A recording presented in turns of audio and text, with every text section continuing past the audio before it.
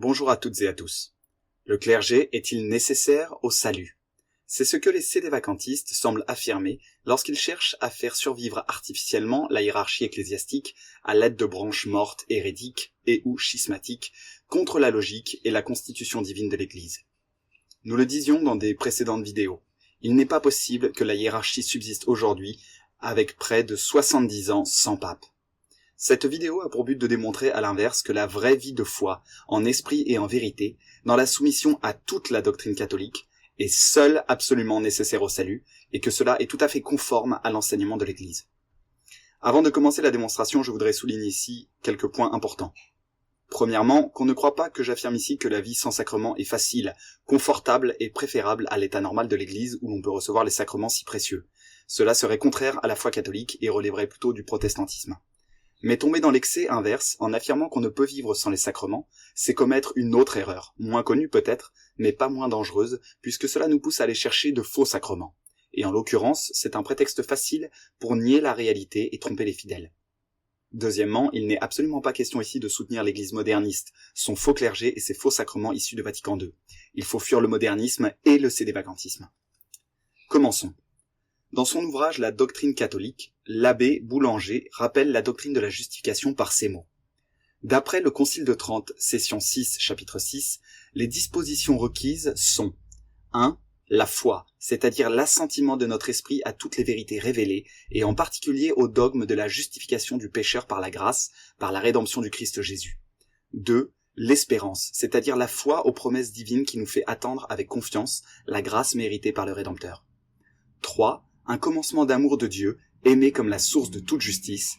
4. La contrition, au moins imparfaite, des péchés mortels, avec le désir de recevoir le sacrement de baptême ou de pénitence.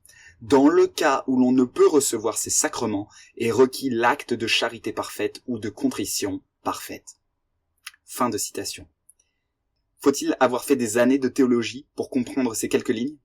En vérité, on pourrait s'arrêter là, car il n'en faut pas plus pour démontrer que l'on peut vivre sans les sacrements, à condition qu'ils ne nous soient pas accessibles. Mais allons plus loin. Nous connaissons bien le baptême de désir, dont la vérité a été réaffirmée par Pie XII avec l'excommunication de Léonard Fini, qui avait tenté de le nier. Mais voyons ce qu'est précisément la contrition parfaite. Le Concile de Trente l'a définie dans sa 14e session, canon 4. En voici une explication limpide par l'abbé Vergier dans son dictionnaire de théologie. Les théologiens distinguent deux sortes de contrition, l'une parfaite, l'autre imparfaite, qu'ils nomment attrition. La première est celle qui a pour motif l'amour de Dieu, ou la charité proprement dite.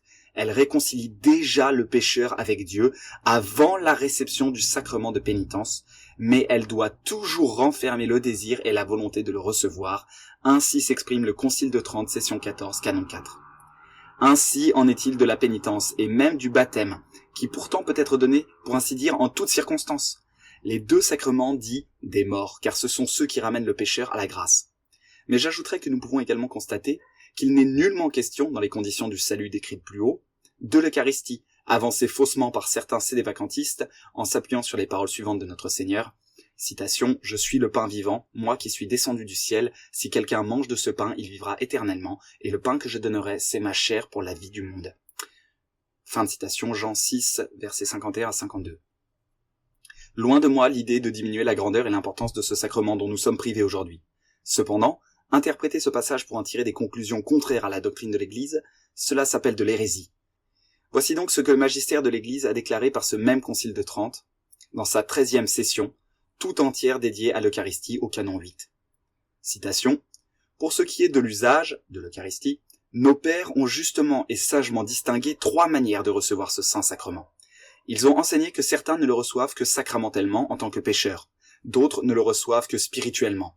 Ce sont ceux qui, mangeant par le désir le pain céleste qui leur est offert avec cette foi vive qui opère par la charité, en ressentent le fruit et l'utilité.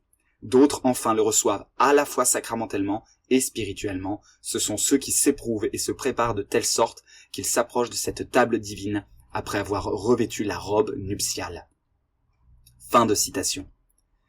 Même idée dans l'imitation de Jésus-Christ, livre 4e, chapitre 10. Citation. « Que si des motifs légitimes l'empêchent, le chrétien fervent, d'approcher de la sainte table, il conservera toujours l'intention et le désir de communier, et ainsi il ne sera pas entièrement privé du fruit du sacrement.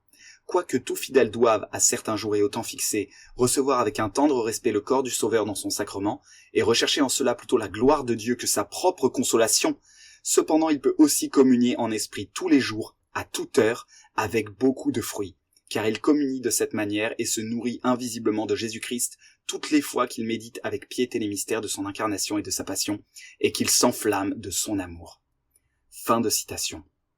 Admirons la cohérence, la profondeur, le bon sens et la simplicité de la doctrine catholique. Lorsque l'on est dans des dispositions de foi et de charité, le désir sincère du sacrement supplée le sacrement. Le baptême de désir, la contrition parfaite, la communion spirituelle. Le sacrement est bien une nécessité lorsqu'il est présent. Ainsi, le négliger lorsqu'on a l'assurance de le recevoir licitement et validement est une faute, car on néglige le don gratuit de Dieu. Mais dans les circonstances où le sacrement est douteux, il est bien plus prudent et conforme à la volonté de Dieu de l'éviter.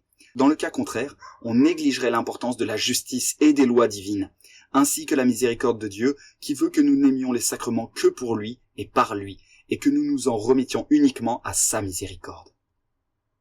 Je donne aussi en bonus un petit mot sur le mariage. La présence d'un prêtre est-elle absolument nécessaire depuis le Concile de Trente ? Voici ce qu'en dit le canon 1099 du Code de droit canon de 1917. S'il n'est pas possible d'avoir ou d'aller trouver sans grave inconvénient le curé ou l'ordinaire ou le prêtre délégué qui assisterait au mariage selon la norme des canons 1095-1096, 1. En cas de péril de mort, le mariage contracté devant les seuls témoins est valide et licite.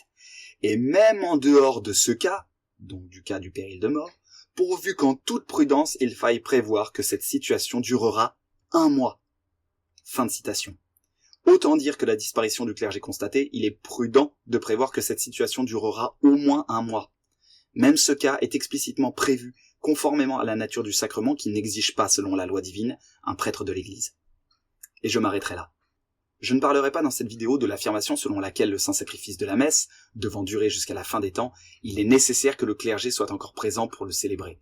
Nous verrons dans une prochaine vidéo que cela est une pure supposition, manifestement contraire aux faits qui se déroulent sous nos yeux, et qu'il est tout à fait possible de le comprendre de façon orthodoxe, surtout en faisant le parallèle avec ce qui a été annoncé par les prophètes, à savoir la cessation temporaire du sacrifice, préfigurée notamment dans l'exil de Babylone. J'espère en tout cas que j'aurais pu vous démontrer que la doctrine catholique dément l'allégation sédévacantiste de la nécessité absolue des sacrements. Nous devons garder espoir et attendre que la vraie Église reviendra pour dispenser les vrais sacrements.